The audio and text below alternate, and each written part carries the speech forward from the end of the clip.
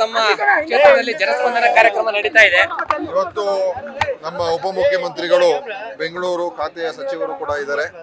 ಅವರು ಇವತ್ತು ಬಾಗಿಲಿಗೆ ಬಂತು ಸರ್ಕಾರ ಸೇವೆಗೆ ಇರಲಿ ಸಾಕಾರ ಅಂತ ಹೆಸರಿನಡಿಯಲ್ಲಿ ಜನತಾ ದರ್ಶನ ಕಾರ್ಯಕ್ರಮ. ಬೆಂಗಳೂರಿನ ಎಲ್ಲ ಇಲಾಖೆಗಳು ಇಲ್ಲಿಗೆ ಬಂದಿದ್ದಾರೆ, ಅಧಿಕಾರಿಗಳೆಲ್ಲ ಮತ್ತು ಸಾರ್ವಜನಿಕರು.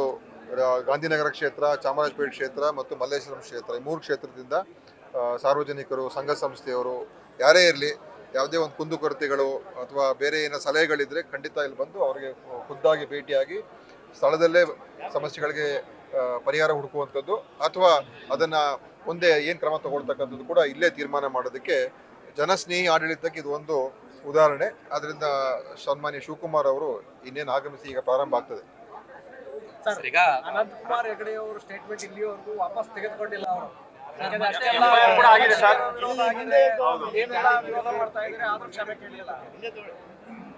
ಅದ್ರ ಬಗ್ಗೆ ಈಗ ನೋಡಿ, ನಾನು ರಿಯಾಕ್ಟ್ ಮಾಡಾಗಿದೆ ಅಲ್ವಾ.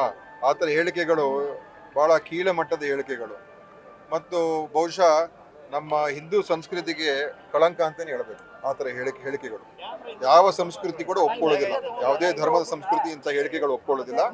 ಈ ರೀತಿಯಾಗಿ ಮಾತನಾಡಬಾರ್ದು. ಅಂದರೆ ಅನಂತಕುಮಾರ್ ಹೆಗಡೆ ಅವರ ಒಂದು ಯಾವ ಒಂದು ರೀತಿ ಸಮಾಜದ ಆರೋಗ್ಯಕ್ಕೆ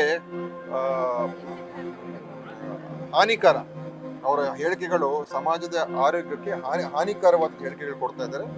ಇದನ್ನ ಭಾರತೀಯ ಜನತಾ ಪಾರ್ಟಿಯವರು ಅದನ್ನ ಅವರು ಟೀಕೆನೂ ಅದನ್ನ ಕಂಡೆಮ್ ಮಾಡಿಲ್ಲ ಅಥವಾ ಅದನ್ನ ನಿರಾಕರಣೆ ಕೂಡ ಮಾಡಿಲ್ಲ. ಇದು ದುರಾದೃಷ್ಟಕರ. ಈಗ ಪ್ರಿಯಾಂಕಾ ಗಾಂಧಿ ಅವರನ್ನು ಕೊಪ್ಪಳದಲ್ಲಿ ಸ್ಪರ್ಧೆ ಮಾಡ್ತಾರೆ ಅಂತ ಹೇಳ್ತಾರೆ. ಇದು ಊಹಾಪೋಹಗಳಿಗೆಲ್ಲ ಉತ್ತರ ಕೊಡಕ್ಕಾಗಲ್ಲ, ಅದು ಹೈಕಮಾಂಡ್ ತೀರ್ಮಾನ ಆಗ್ತದೆ. ಅದ್ರ ಬಗ್ಗೆ ಲೋಕಸಭಾ ಚುನಾವಣೆ ಸಂಬಂಧಪಟ್ಟ ಸಭೆ 21ಕ್ಕಲ್ಲ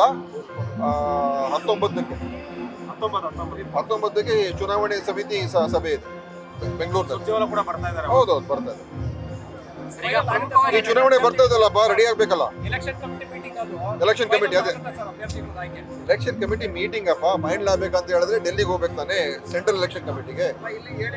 ಈ ಪ್ರಾರಂಭ ಆಗಿದೆ ಪ್ರಕ್ರಿಯೆ, ಈಗ ಪ್ರಾರಂಭ, ಅಧಿಕೃತ ಪ್ರಾರಂಭ ಈ ಪ್ರಕ್ರಿಯೆಗೆ. ಪ್ರಮುಖವಾಗಿ ಬೆಂಗಳೂರಿನ ಎಲ್ಲಾ ವಿಧಾನಸಭಾ ಕ್ಷೇತ್ರಗಳಲ್ಲೂ ಸಮಸ್ಯೆ ಆಗ್ತಾ ಇರುವಂತದ್ದು ಕಮರ್ಷಿಯಲ್ ಟ್ಯಾಕ್ಸ್ ವಿಚಾರವಾಗಿ 2016-17ರಿಂದ ಕಲೆಕ್ಟ್ ಮಾಡ್ತಾರೆ. ಆ ವಿಚಾರದ ಬಗ್ಗೆ ಈಗ ನಮಗೂ ಕೂಡ ಮಾಹಿತಿ ಇದೆ. ಉಪಮುಖ್ಯಮಂತ್ರಿ ಕೂಡ ಅವ್ರ ಗಮನಕ್ಕೂ ಕೂಡ ನಾವು ತಂದಿದ್ದೇವೆ. ಅದರ ಬಗ್ಗೆ ಸೂಕ್ತವಾದಂಥ ತೀರ್ಮಾನ ತಗೊಳ್ತಾರೆ ಅಂತ ನಮ್ಗೆ ವಿಶ್ವಾಸ ಇದೆ. ಜನರಿಗೆ ಹೊರೆ ಆಗಬಾರ್ದು, ಜನರಿಗೆ ತೊಂದರೆ ಆಗಬಾರ್ದು, ಆ ರೀತಿಯಾದಂಥ ತೀರ್ಮಾನವನ್ನ ತಗೊಳ್ತಾರೆ ಅಂತ ನನಗೆ ವಿಶ್ವಾಸ ಇದೆ. ಆದರೆ ಅದರ ಅರ್ಥ ಟ್ಯಾಕ್ಸ್ ವಂಚನೆ ಕೂಡ ಆಗಬಾರ್ದು. ಆದರೆ ಜನರಿಗೆ ದಿಢೀರಾಗಿ ಏಕಾಏಕಿ ಅವ್ರಿಗೆ ಹೊರೆನೂ ಆಗಬಾರ್ದು. ಆ ರೀತಿಯಾದಂಥ ಒಂದು ಪರಿಹಾರ ಸೂತ್ರ ಹುಡುಕೋದಕ್ಕೆ ನಾವು ಹೇಳ್ತಾ ಇದ್ದೀವಿ. ಇವತ್ತು ಉಪಮುಖ್ಯಮಂತ್ರಿಗಳು ಕೂಡ ನೀವು ಕೇಳ್ಬೋದು. 4 ವರ್ಷದ ಟ್ಯಾಕ್ಸ್ ಅವರೇ ಬರ್ತಾ, ಅವ್ರಿಗೆ ಕೇಳಿ, ಬೇಡ ಅನ್ನೋ ಪ್ರಸ್ತಾಪ ಅವರೇ ಬರ್ತಾ ಇದ್ರೆ ಅವ್ರನ್ನೇ ಕೇಳಿ. ಈಗ ಅವ್ರದ್ದು ಇಲಾಖೆಯಲ್ಲಿದೆ. ನಿಗಮ ಮಂಡಳಿ ಅಧ್ಯಕ್ಷ ಆಯ್ತು, ಅಷ್ಟೇ ಸಾಕು.